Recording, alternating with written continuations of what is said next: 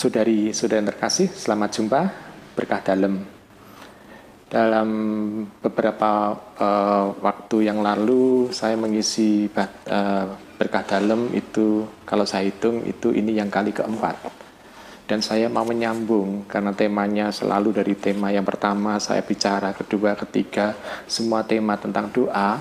Lalu muncul satu pertanyaan dari beberapa teman, yaitu apa yang bisa menghalang-halangi kita? Kok kita itu sulit untuk bisa berdoa, atau kok doanya tidak dikabulkan, segala macam itu. Jadi kita mau bicara mengenai penghalang-penghalang doa. Baik, kita mau mencoba untuk melihat bahwa kunci efektif bagi doa adalah kalau kita mengetahui penghalang-penghalang itu.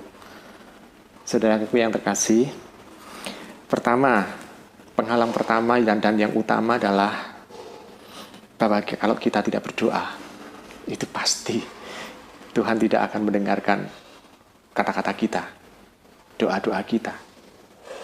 Kenapa? Karena kita tidak mau berdoa. Jadi Tuhan tidak akan menjawab doa-doa kita, karena pertama kita memang menolak untuk berdoa. Lalu hal yang kedua yang seringkali terjadi adalah tidak adanya keberanian dalam diri kita untuk bisa mantap berdoa. Karena setiap kali kalau berdoa itu pokoknya yang penting membaca mungkin dari Mada Bhakti, dari Puji Syukur atau dari buku-buku doa yang lain, lalu menghafalkan doa itu. Jadi tidak ada keberanian untuk mengungkapkan dari hati yang paling dalam kepada Allah. Berarti tanda bahwa di situ kita sendiri itu menghalang-halangi untuk tidak bisa menghampiri Allah yang dekat dan Allah yang menunggu kita. Jadi pendek kata di situ kalau kita tidak ada keberanian, sebetulnya tidak ada keyakinan apakah kita bisa menghadap Tuhan atau bisa berdoa dengan baik. Lalu yang ketiga adalah kita belum membereskan dosa-dosa kita, sehingga kita tidak bisa istilahnya mendapatkan jawaban dari doa-doa kita. Kenapa begitu? Karena kita tidak membereskan relasi kita dengan Tuhan. Kalau kita masih mempunyai dosa, berarti relasi kita sendiri yang menjauh dari Tuhan.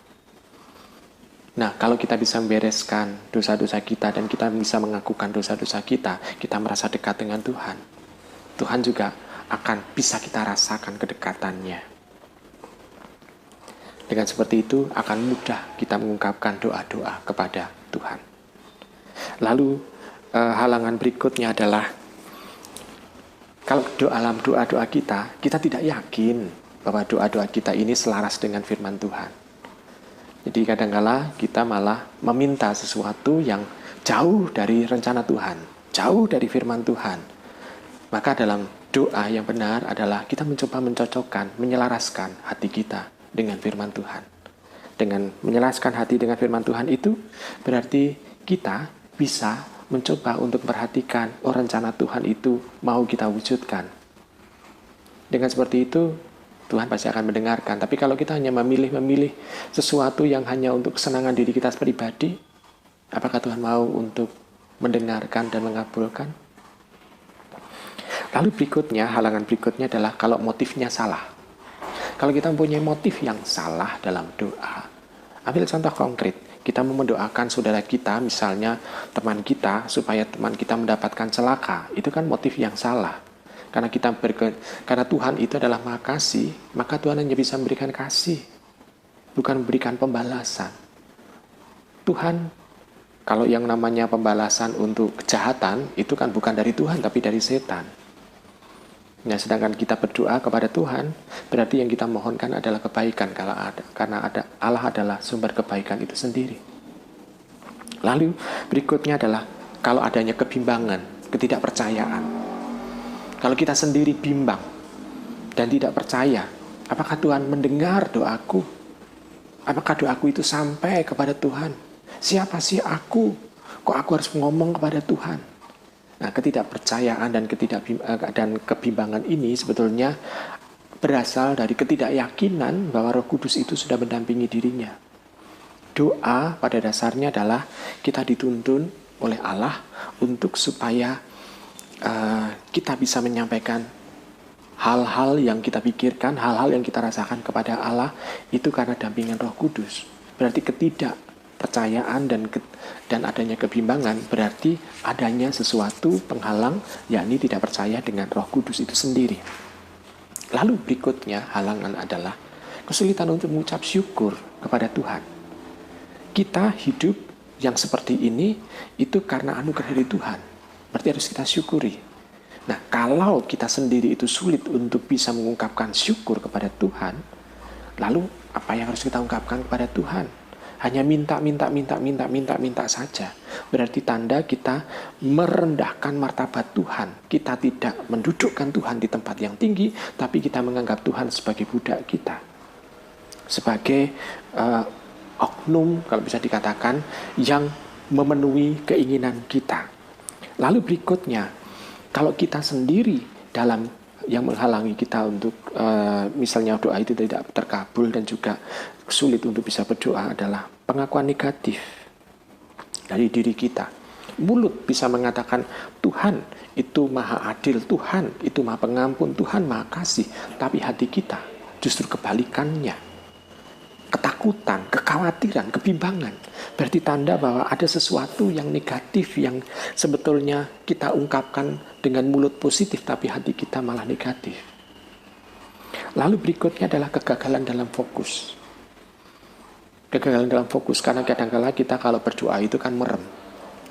Kalau merem berarti tanda kadang-kala pikiran itu lalu pergi kemana-mana, sehingga kita tidak fokus ke satu titik. Sehingga yang kita tuju bukan lagi Allah, tapi pikiran yang mengelana, pikiran yang mengembara. Maka kita akan sulit untuk bisa berdoa. Lalu berikutnya adalah, yang sulit adalah seperti yang kita doakan dalam doa Bapa Kami, yaitu pengampunan. Tuhan, kita mohon pengampunan dari Tuhan, sama saja seperti saat kita mengampuni kesalahan orang lain. Jadi kalau kita sendiri tidak bisa memberi pengampunan kepada orang lain, bagaimana Tuhan bisa mendengarkan apa yang mau kita aturkan kepada Tuhan? Maka pengabulan doa pun mungkin itu akan tertunda sampai kita bisa mengasihi orang, mengampuni orang, bahkan mendoakan orang itu. Lalu berikutnya adalah pencokakan. Kadang-kala kita congkak seperti orang-orang Farisi yang berdoa, Tuhan, aku menghadap hadirat-Mu, aku tidak berpunya dosa seperti orang-orang yang istilahnya pemungut cukai atau orang-orang yang durhaka, orang-orang pendosa. Dia menyombongkan diri depan Tuhan sebagai orang yang saleh. Tuhan sendiri tidak mendengarkan itu. Justru orang yang rendah hati, yang memohon kepada Tuhan, Tuhan memperhatikannya. Saya kira itu halangan-halangan kita, kok sulit kita itu mengungkapkan doa, lalu sulit kok seolah-olah Tuhan itu tidak menjawab doa-doa kita. Karena ternyata kita sendiri yang membuat halangan-halangan itu.